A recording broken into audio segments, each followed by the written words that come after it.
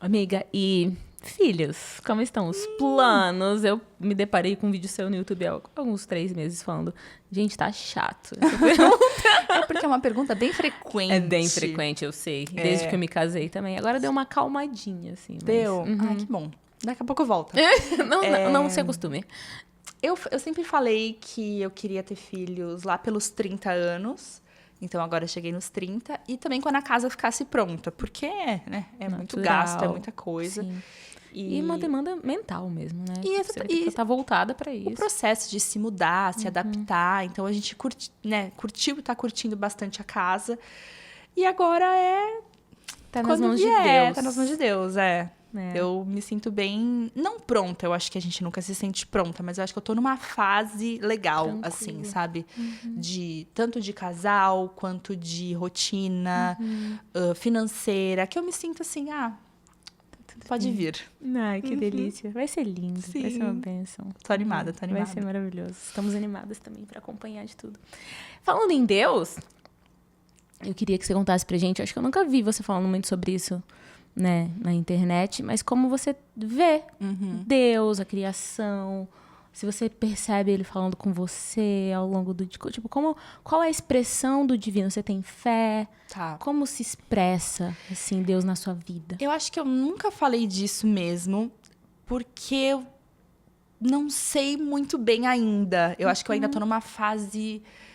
Eu não sei explicar. Eu acredito em Deus e eu sinto Ele presente em muitas coisas na minha vida e, às vezes, muitas respostas que eu tô precisando, que eu falo, Isso não veio de mim. Isso não veio de mim. Eu acho que essa resposta, né, de um lugar, assim, que eu não sei explicar, mas, ao mesmo tempo, eu me sinto distante, assim, eu não sei como me aproximar. Eu tenho essa dificuldade de ter uma relação, né? Minha família, ela, no começo, quando eu era criança, eles não eram religiosos. Eu estudei numa escola católica, mas não frequentava a igreja católica, nunca frequentei. E meus pais, eles se converteram evangélicos quando eu tinha uns 13. Eles estavam passando por uma dificuldade muito grande na vida deles. E, nossa, eu jamais imaginava, porque minha mãe era muito, assim... cética, sabe? Sério, não acreditava. Nada, não acreditava. Não que não acreditava, mas não tinha essa relação. E aí eles se converteram evangélicos e eu ia com eles de vez em quando, eu frequentava. Mas tava naquela fase da adolescência também. Não que conseguia se conectar muito, não conseguia. entendia muito o que estava acontecendo ali. Tudo muito novo. E então eu nunca tive essa criação da religião. Tanto que eu fui assistir... Foi você que me indicou The Chosen? Foi. Amiga, eu não entendi Eu vou te nada. Eu fui assistir, e minha mãe ama essa série também. Ela gosta? Eu fui assistir, eu não entendi te nada, ajudar. porque eu não tenho nenhum conhecimento da Sobre história quem que é esse? bíblico, Mas quem que é esse nem aqui? nada possível. Mas assim, eu acredito muito que Deus está nas nossas vidas e que a gente precisa e pode manifestar isso. Manifestar não, que a gente pode... Mas é uma boa palavra, sim. manifestar Materializar isso, né? de várias formas. Então, sendo pessoas gentis, né? Compartilhando bem, espalhando amor. Mas eu sinto essa vontade, assim, esse desejo de me conectar, né? De conhecer. De conhecer, mas eu não sei como. Vamos almoçar. Me ajuda. A gente vai almoçar. A gente vai almoçar, galera. Depois a Nina faz um depoimento. Não do almoço, em nome de Jesus, nada a ver com isso, não por minha causa. Mas eu quero compartilhar um pouco mais da minha experiência, né? Sim. Que eu tive uma vida muito... Ou o oposto de você, eu tive uma criação religiosa muito significativa. Eu tive experiências com Deus e com Jesus muito cedo, né? A pessoa de Jesus, que para nós cristãos é a materialização do próprio Deus encarnado. Eu tive experiências muito fortes, mas eu rompi com isso por quase 4 anos, dos 25 aos 30 anos, que acho que foi a fase que a gente mais se afastou. Coincidentemente ou não, né? Sim. Que eu tava mais vivendo outras coisas. E aí, só que depois eu realmente reencontrei o sentido de tudo isso e eu vi que eu cresci muito mais num ambiente religioso, muito mais com dogmas e regras e circunstâncias do que numa frequência divina de fato, né? Tá. De entender a manifestação de Deus de fato, né? De, pela primeira vez, ler a Bíblia e sair desse lugar de... Tô entendendo nada. Não tô entendendo nada. Mas pela primeira vez eu li e falei... Cara, eu entendi. Uhum. Nossa. Fez sentido, né? Isso fez muito sentido, testificou em mim. Eu vivi essa experiência arrebatadora, assim, de novo, há 3 anos atrás. E aí, é de realmente se conectar a Deus como ele é. Não como as pessoas o apresentam, entende? Tipo, como ele é e como ele se manifesta na sua vida.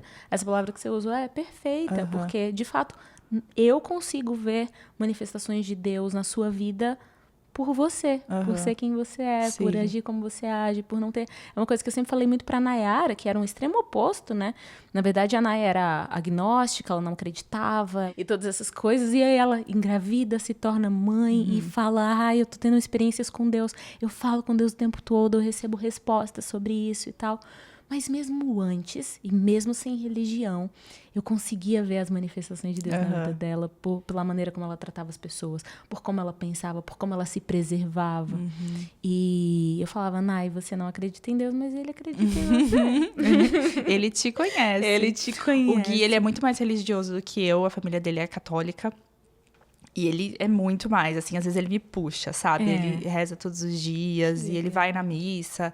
Os pais dele também, eles trabalham ali, né, na igreja e tal. Então, ele tem mais esse lado um pouco mais aflorado. E ele fala, ele me puxa, ele fala, você precisa ter mais essa relação com Deus. Eu falo, mas eu não sei como. É muito mais simples. Eu acho que a gente, vale eu falar um pouco disso, do como.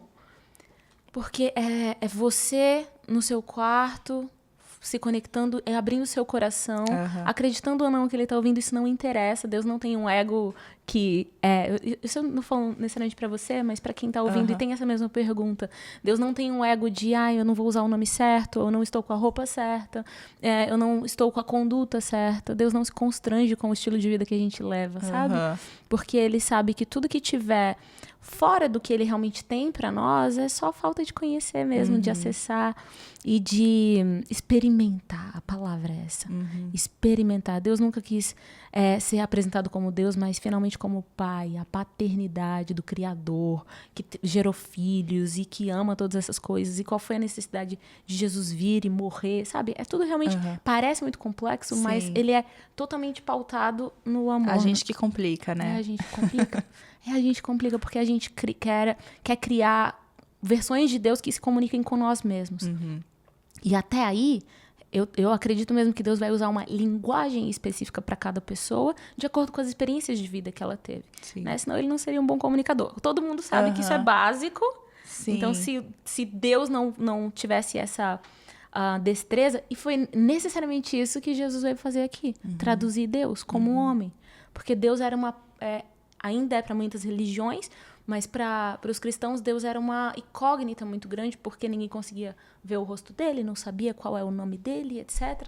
E aí ele fala, eu vou enviar o meu filho para materializar qual é o exemplo de divindade e de pessoa também, né, que se junta na mesma coisa, e aí Jesus se torna essa pessoa para quem a gente olha e que nos conecta ao Pai, a paternidade de Deus.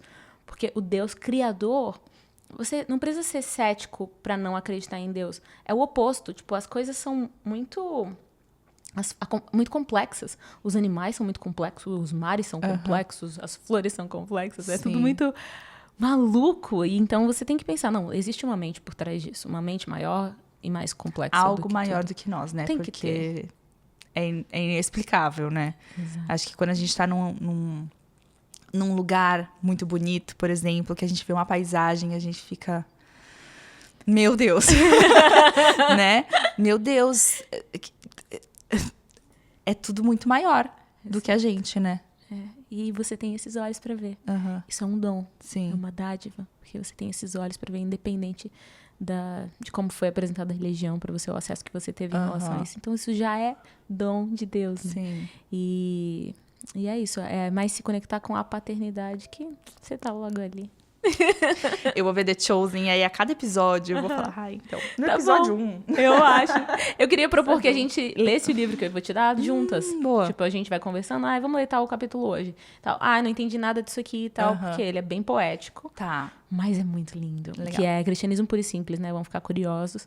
Mas esse livro mudou a minha vida. Mudou a minha vida como apresentado ao verdadeiro cristianismo, ao cristianismo puro Aham. e simples, sem muitas, Legal. enfim, floreios.